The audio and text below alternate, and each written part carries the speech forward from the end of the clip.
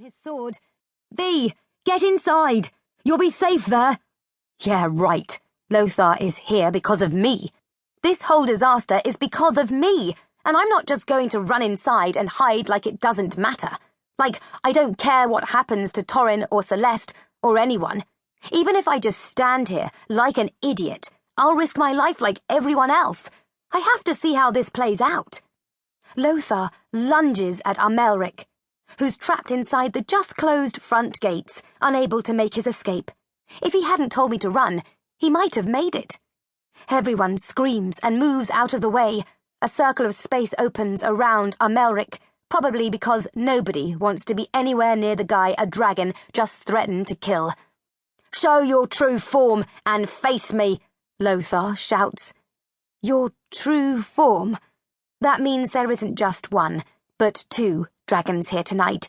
Here, at the barracks, invading my world. This is the one place that's supposed to be safe. There's a reason I haven't stepped foot outside of it for 4.5 years.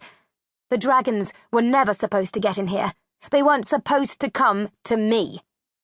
As I feel my world shrink, my bubble of safety popping and disappearing, I watch the fight playing out before me. Someone shoves me on their way into the barracks, probably to hide. I stumble and almost trip over an abandoned glass, spilling punch across the stones. A spear flies through the air, hitting Lothar in the back of his right thigh, but he shakes it off. He lunges at Amalric again, jaws snapping. Amalric's face is pale, panicked, but he stays human. "Come on," Lothar bellows at him. "Take your true form." He laughs, like there's some kind of joke none of us is in on. Amalric ducks as Lothar takes another swipe at him. One of the paladins thrusts out her hands and shoots a blast of magic straight at Lothar.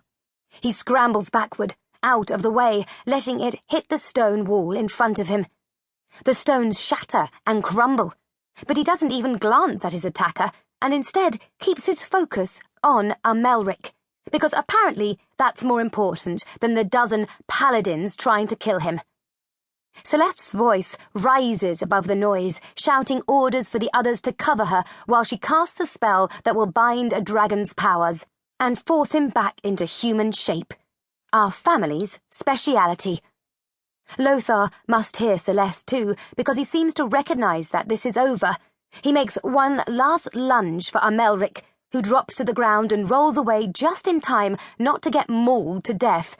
Lothar shouts something angry and guttural in a language I don't know, and then he's a blur of purple scales and flapping wings, launching himself into the night sky. The air whirls around us, getting dust in my eyes and making me squint.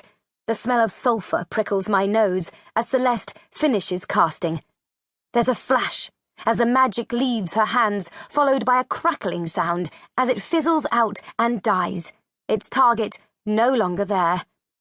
Amalric gets up from the ground, ready to run, but Torrin grabs him and forces him down before he can escape. The other paladins rush to help, and Celeste holds up her hands to cast again, though she looks tired now, and sweat drips from her forehead. Magic takes a lot out of you, or so I'm told. And I swallow, painfully aware that it should be me casting this time. I should be able to take some of the burden off her.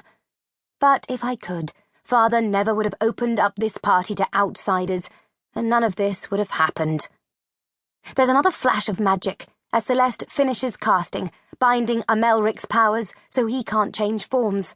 But it seems to me that if he was going to change, he would have done it by now, either to fight off Lothar or to fly away or whatever. Not that I care. Celeste's voice rings out, echoing around the courtyard. "Prince Amalric of Hawthorn clan, I, Celeste St. George, hereby declare you under arrest." Prince?